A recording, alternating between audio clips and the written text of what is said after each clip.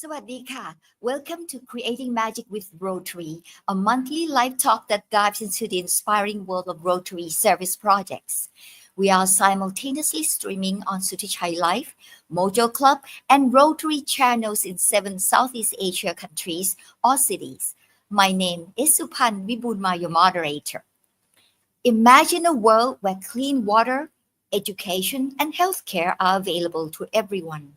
A peaceful world without conflicts, polio, and other preventable diseases.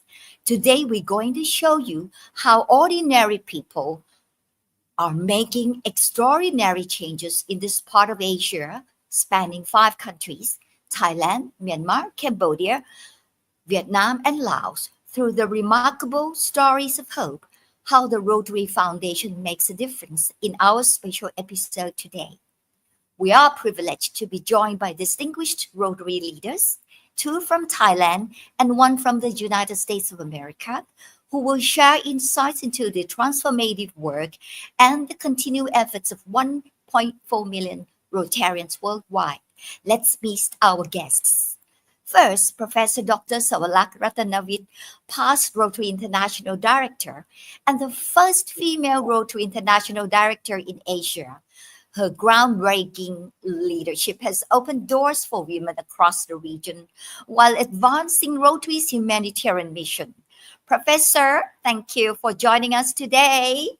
สวัสดีค่ะ Also joining us is Mr. Nakarin Ratanakitsunthorn, a past district governor and chair of District Rotary Foundation for Thailand, Myanmar, and Cambodia. His leadership coordinates vital humanitarian efforts across multiple countries and cultures. Thank you for being here today, Mr. Nakarin. Sawadika. สวัสดีครับ Thank you. We'll also hear from the Rotary Foundation Chair of Trustees, Mr. Mark Daniel Maloney, past Rotary International President, with Ms. Didi Vibunma, Chief Communications and Marketing Officer at Freedom World, a past Rotaract of Thammasat University, our special co-host, interviewing him during his recent visit to Asia. We'll begin our conversation with Professor Saowalak. As the first female Rotary International Director in Asia, what unique perspectives do you believe women bring to humanitarian leadership? Oh, a lot, huh? Women, especially in Asia, for example, bring several unique perspectives to humanitarian leadership, shaped by cultural, social, and economic context. And there are some few contributions that I can summarize some. Number 1 is community-centric approach that we use. Women often have deep-rooted connection to their communities and understand local needs and dynamics. Female leaders in Indonesia have effectively mobilized grassroots efforts during disaster, prioritizing community involvement and leveraging local knowledge. Number 2, the inclusive decision making. Women typically advocate for and practice inclusive leadership styles that value diverse voices. For example, in Philippines, in the Philippines, organizations led by women have been instrumental in ensuring that marginal groups such as indigenous populations are represented in humanitarian planning and response. Number 3, resilience and adaptability. Women in Asia frequently face and overcome systemic challenges, Mm. fostering resilience and adaptability. For example, during the COVID-19 pandemic, women-led organization in Vietnam quickly adapted to provide essential services, showcasing their ability to overcome under pressure. Number four, focus on gender sensitive approach. Women leader prioritize gender specific needs in humanitarian responses, addressing issues like reproductive health and protection from gender based violence. In Myanmar, for example, Mm. women's groups have successfully advocated for the inclusion of gender consideration in humanitarian aid, ensuring comprehensive support for all populations. This is an Uh-huh. example of Myanmar, okay? And number five, the unique perspective is intergenerational knowledge sharing. That is important. Women often play a pivotal role in passing down knowledge and cultural practices, which can enhance resilience. And this has been evident in Bangladesh too, where women in Oh. rural areas share traditional coping strategy during crises, reinforcing community solidarity. And also in Thailand, a lot of example of the humanitarian leadership. For example, the community network building. Okay, women in Thailand are often at the forefront of building community networks to enhance disaster preparedness and response. For example, in Uh-huh. region prone in flooding, group of women have organized training session to educate families on emergency preparedness, utilizing traditional practices and local resources to create resilience in their communities. This is an example of a very unique uh, perspective for Asian women. Wow, that sounds very inspiring. And also Could, mental health support. Also mental health, ah, right? Mm. aha. Could you share some key initiatives you have championed, having heard many projects on many aspects? Well, number one, I think the key initiative should be education and skill development. Education and skill development, for example, the STEM, the STEM and business program for girls, right? If we encourage women to pursue careers in male dominated fields like technology, finance, and engineering, leadership and public speaking training, provide workshops to Ah, help young women develop confidence, communication, and decision making skills. And entrepreneurship in incubators, for example, and support young women in starting their business through funding, mentorship, and networking. And mentorship networking is important too. Women's Leadership Network establish mentorship programs, connecting young women with successful female leaders, for example, and alumni peer mentorship, create structured peer support programs where young women guide and learn from each other. And uh-huh. also the Global Leadership Summits encourage participation in conference to build international networks and visibility. All right. And also policy and institutional support like scholarship and grant for women, diversity and inclusion policies, encourage business and government to prioritize gender diversity in leadership roles of women, and legal protection and equal pay advocacy. Also, community engagement and awareness for the youth-led initiatives. Support community projects where young women lead social change efforts. Media representation promote positive role models in media to inspire young girls, aspire to leadership.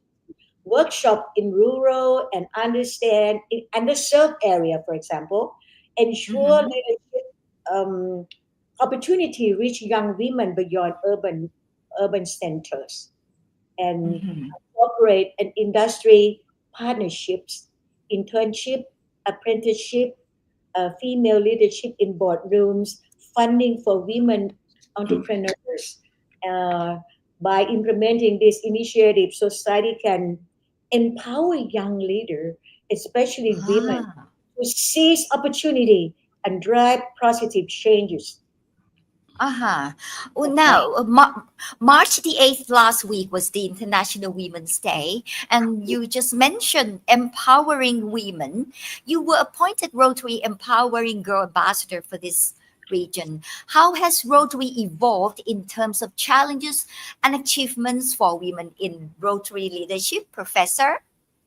Okay, you know that one major from the UN statistic, we found that one major global problem is 1 to 20-year-old underprivileged girls in need Mm, due to poverty and injustice in society.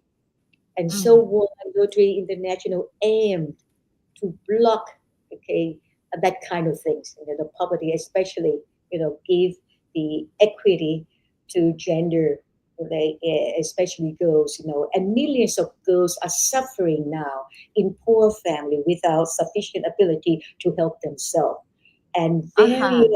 various problems. For example, adolescent pregnancy, bullying, child labor exploitation, child Mm, marriage, health inequity, lack of vocational skills, right for basic education and literacy.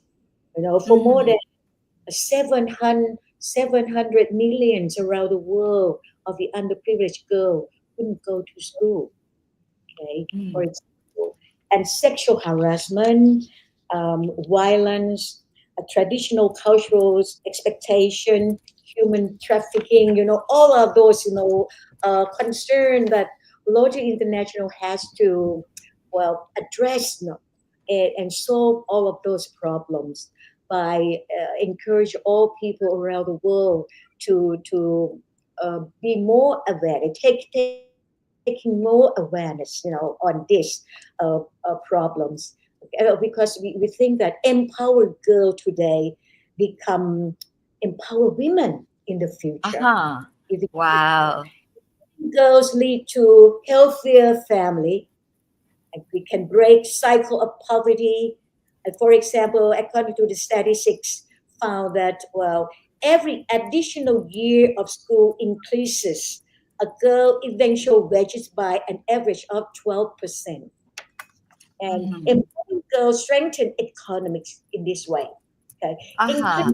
the number of women completing secondary education by just 1% could increase a country economic growth by 0.3%. Okay, 0.3. is why, we hope, to empower girls today to Mm. be empower women in the future, so we can have ladies like Sally Gilbert, Guilford, Madame Sally Guilford, okay, or the politician, a woman in the world, who are women right now. You see that, or a good example that we need, the girls today who are underprivileged to have more opportunity to stand on their feet and help themselves. This is, Wow. Thank you. hope in Thank you, Professor. yeah. Yeah. Thank you. Thank you. We will switch to Mr. Nakarin. Mr. Nakarin, I understand most of those initiatives or projects our professor mentioned have been supported by Rotary Foundation. Could you highlight some recent foundation projects that demonstrate the significant impact of the Southeast Asia Rotary members? Okay, thank you very much, Usupan. Actually, the total number of global grants in Thailand as a whole is almost 200 projects and is performed by 4 districts. Mm. District 3330, District 3340, 3350, and 3360. I'm proud to present you just one or two projects of each district, just due to the time constraint, you know. So I will start with the project from the south of Thailand, District 3330. Okay, Mm-hmm. in Phuket, southern of Thailand, our Rotary clubs provide life-changing opportunities by advancing early childhood development through essential materials and comprehensive training. We supported public health personnel to nurture the potential of young children with development needs.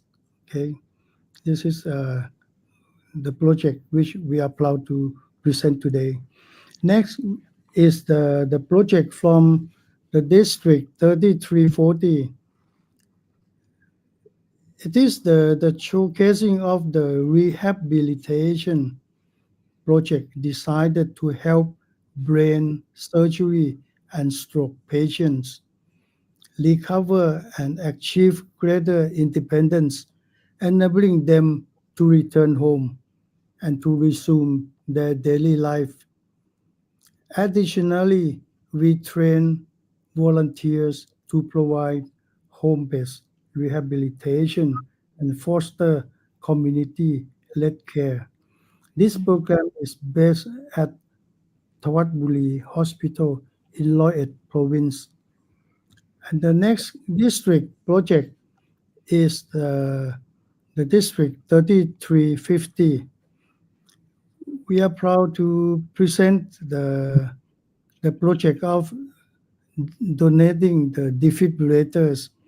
Defibrillator is a machine which is very important to save life. And in the project program, we also provide a training about the cause of the diabetes, the blood pressure, and the Mm-hmm. dialysis, which is uh, related to the consuming behavior of people. As you know, Uh-huh. Thai people prefer to eat hot and spicy and salty and sour taste, you know, the four taste, which is very delicious but very dangerous. So we educate them, you know, how dangerous the food is.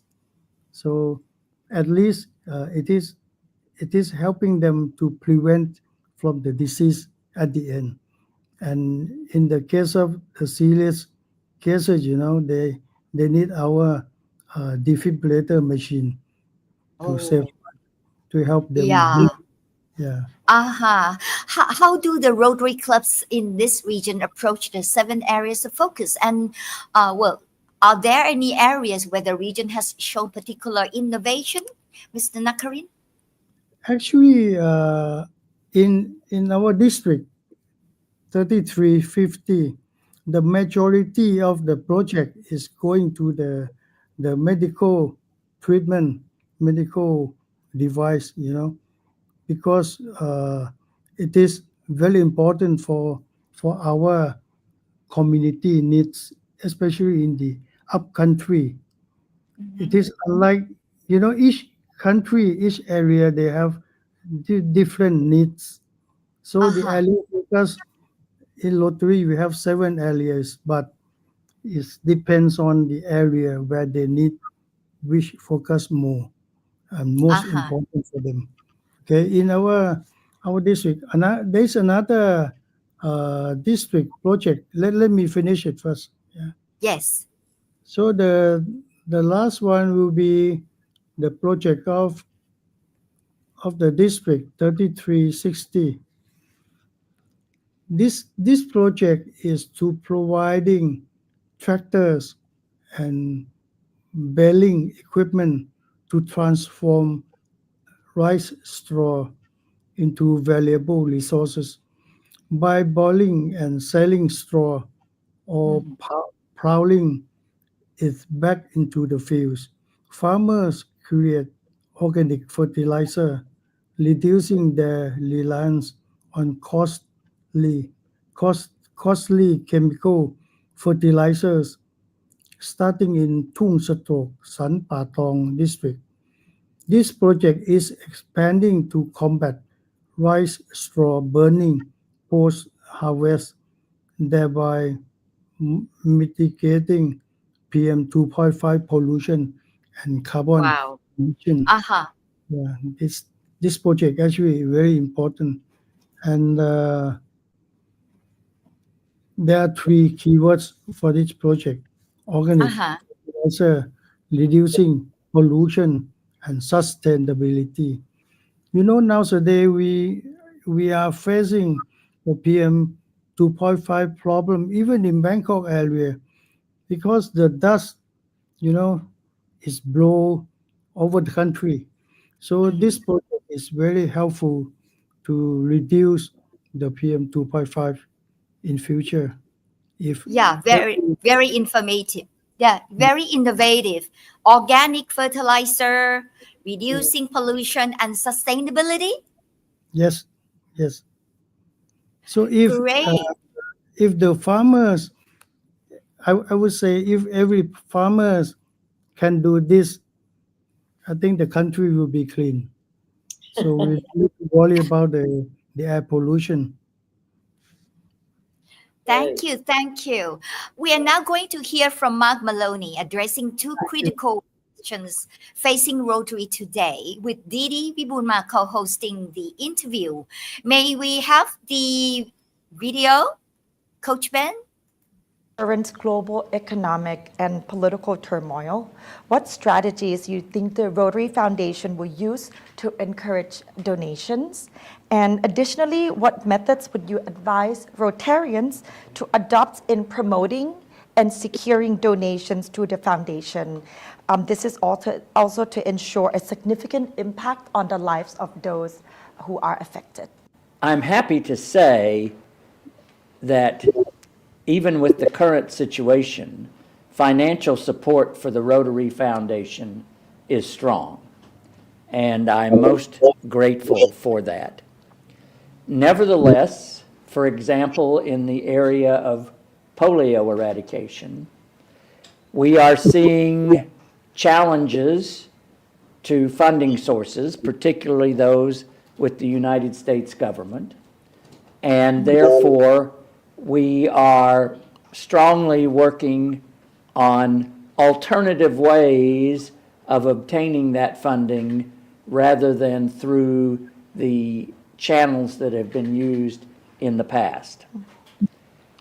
We have seen a surge in cases of polio in Afghanistan and Pakistan, and therefore continuing the effort to eradicate polio is more important than ever.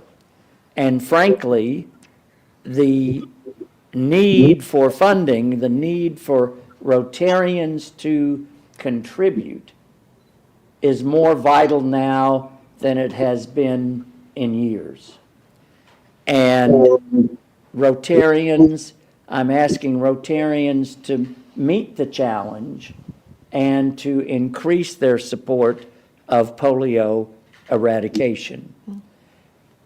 We are also having a focus on the endowment fund of the Rotary Foundation this year, far more than we've had, I think, at any other time in the history of the foundation. And so I have encouraged districts to host legacy events, an event where they establish a target. In the United States, typically this is $1 million, and to work on this for 18 months to 2 years. It's not something that you can just say we're going to do it and do it next month. It's got to be a long-term prospect. But to establish those events,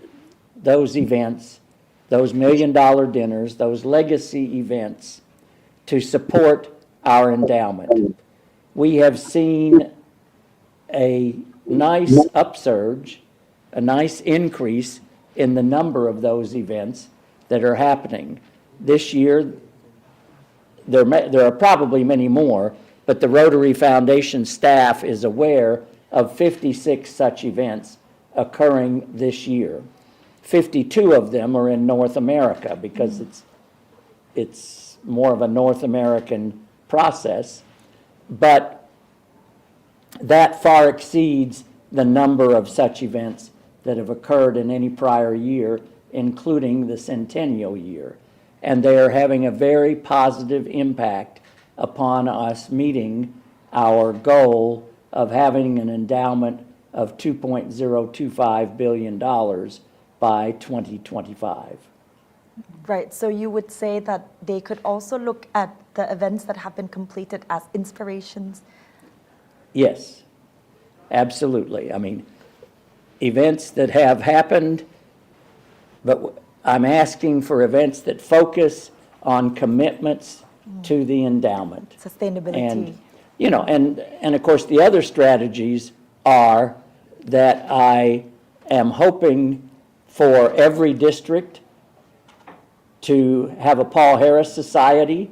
I see some Paul Harris Society pennants here on lapel, and encouraging governors and district leaders to increase the membership, establish a goal, establish a target, and increase the number of Paul Harris Society members by that amount.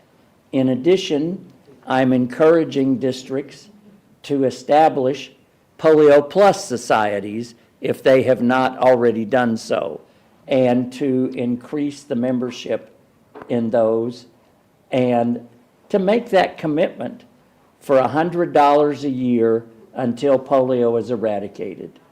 I'm confident that that will not exceed $1,000. I think it'll be less than that, you know, $100 a year until polio is eradicated. Right, so we're looking at long-term impacts as well. Yes. Very nice. Wow. Mr. Nakarin, reflecting on Mr. Mark Maloney, is there anything you'd like to add, especially those related to this part of the world? For instance, the launching of Polio Plus Society? And also, I understand you have just successfully organized the Rotary Foundation Night with the presence of Mr. Maloney in Thailand. And you were quite successful with the donation received from Rotary members. What's behind the success? Over to you, Kun Nakarin, Mr. Nakarin.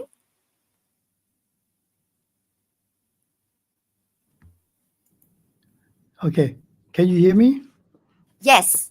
Okay, I would like to say the visit of the foundation trustee chair, Mark Maloney, is very helpful for the foundation in our country because it will inspire the Rotarians, you know, how important and how we make use of the donation to the service project worldwide.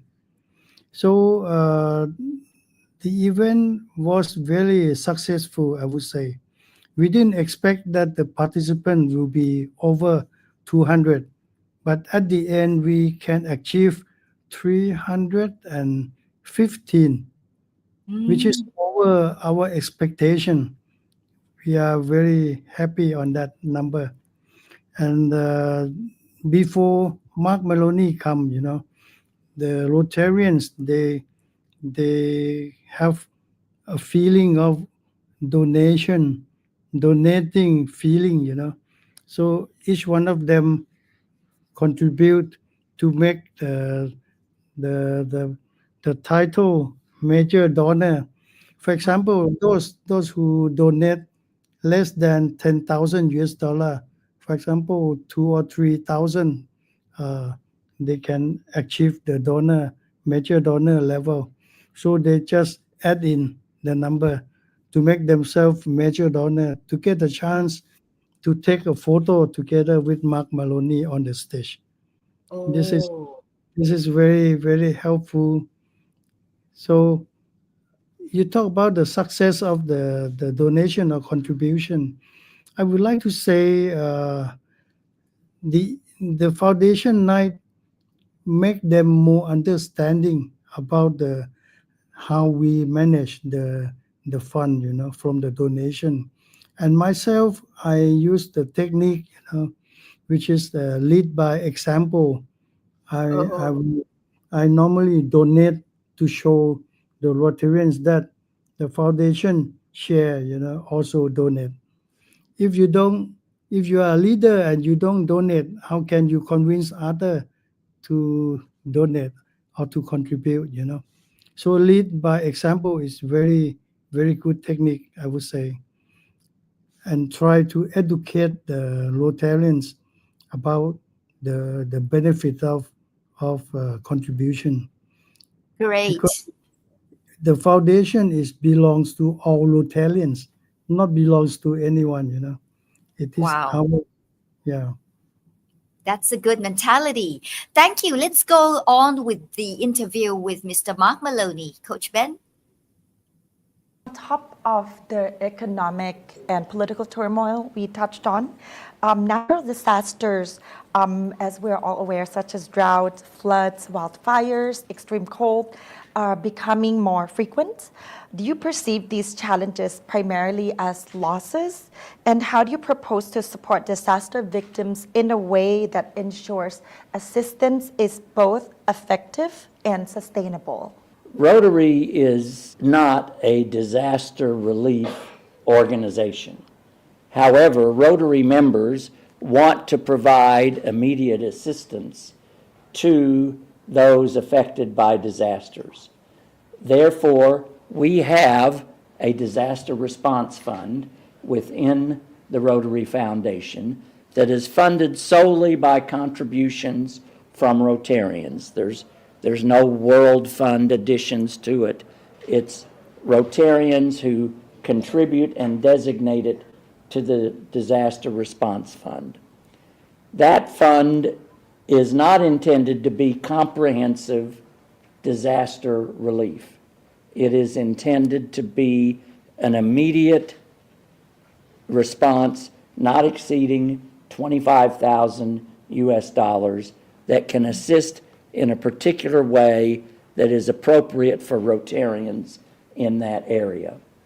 We also have established recently a disasters of magnitude program where if there's a disaster that is of such magnitude that it's known throughout the world and that it affects at least 1 million people, and the local situation is not, the local authorities are not in a position to really provide the relief needed, we can establish a specific fund. For example, we did that with respect to the earthquake, the series of earthquakes that happened in southern Turkey and Syria. This, it has to meet those criteria. And once again, it's for providing immediate relief. In terms, you mentioned sustainability, the grant programs that the Rotary Foundation already has, specifically the Global Grant Program, addresses exactly that sort of recovery. It's a long-term recovery effort, and Rotary clubs can apply for global grants to address long-term responses that are sustainable to a disaster situation. Right. Thank you so much. I feel in times of crisis and challenges, it's even more so that everyone works together and plans something that has the most impact. Other remarks before we wrap up this exclusive session? Well, we are living in troubling times, and we've addressed some of the upheaval as a result of political decisions that are made. Rotary is in a great position to prevent conflicts. We are a peace-building organization. We are not going to sit down at the negotiating table in Geneva, Switzerland, and work out differences between Russia and Ukraine or any two other warring parties. But what we do is we are a grassroots organization that through our peace building and conflict resolution area of focus and through our Rotary Peace Centers, we make a difference locally to prevent conflict. We will never know how many conflicts we've prevented because you don't know that a conflict will happen if it never happens.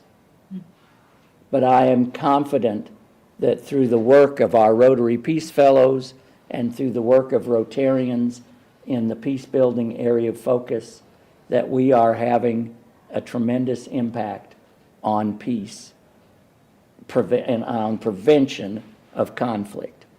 And of course, our Rotary International President, Stephanie Yurchik, just convened a presidential peace conference in Istanbul, Turkey, just a few weeks ago.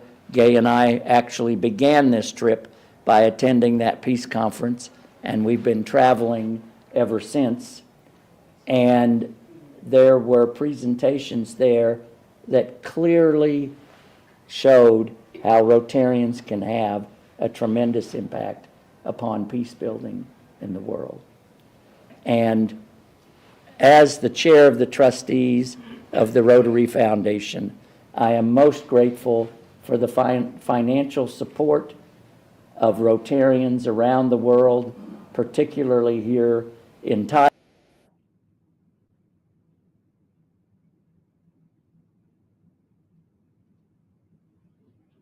Wow, very inspiring. Well, we ran out of time. Time flies. After our enlightening 40 minutes together now, will Professor Saowalak and Mr. Nakarin, please, each of you, please leave with us one key takeaway or final thought, either reflecting on Mr. Mark Maloney or on the issues you are working on. Professor Saowalak, please. Global, I like to anything that in the world, we need to know the root, the deep root of the problems. If we learn the problems from, or the global, if we know that the global issues right now is poverty and conflict, all right? So how we overcome the poverty is a problem. It's just to let people have opportunity to have the life skill through education and literacy. Literacy at the standard level of critical thinking, reasoning ability for that. So from the reasoning ability, people can develop mentality and also learning more and develop more their own ethics, morality. See that? So that's become peaceful in mind.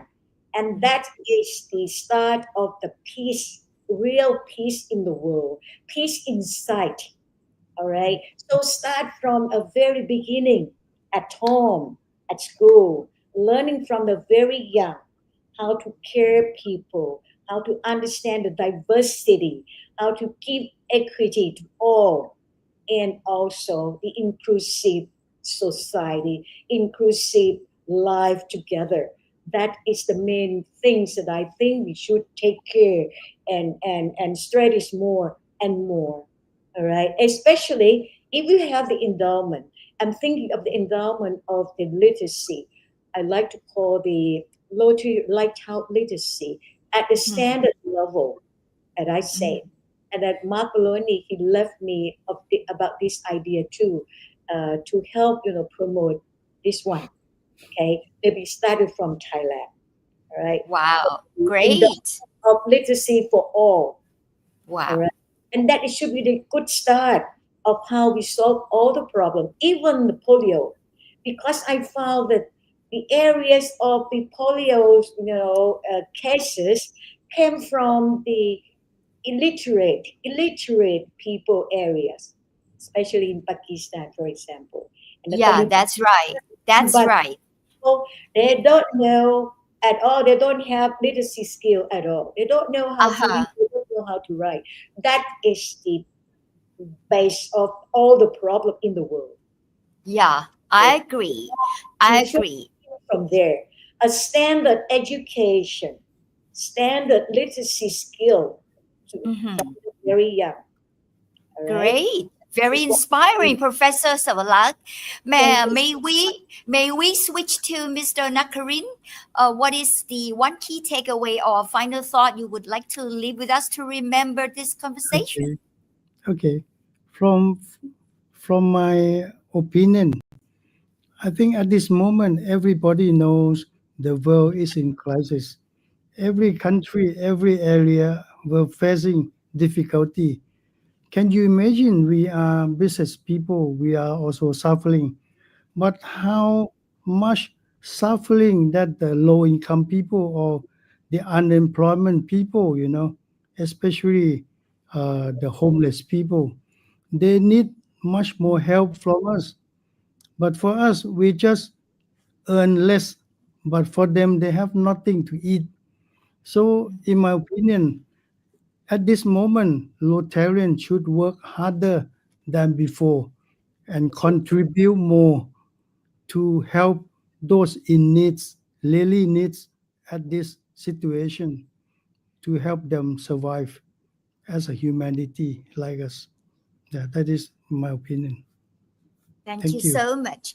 Yeah, thank you to our amazing guests, Professor Dr. Saowalak Rattanavich, past Rotary International Director, Mr. Nakarin Ratanakitsunthorn, Rotary Foundation Leader, Mr. Mark Maloney, past Rotary International President and Foundation Chair of Trustees, and special thanks to Didi Vibonma for co-hosting the interview segment. Thank you, dear viewers, for joining us live or tape. Thank you, Coach Ben, for a wonderful live talk production support. We welcome comments or questions on all social media platforms, and we'll try to get back to you as soon as possible. And if you are interested in being involved in Rotary service projects or want to know more about Rotary, Google search or visit any Rotary club near you, and or just visit Rotary website, World Wide Web, rotary.org. World has changed. Watch us at any time from anywhere and on any device. But remember that the magic of Rotary lives in each act of service, each donation, and each collaboration that crosses boundaries to create lasting change. Until next time, this is Supan Vibunma encouraging you, Rotarian or non-Rotarian, to find your own way to create magic through service above self.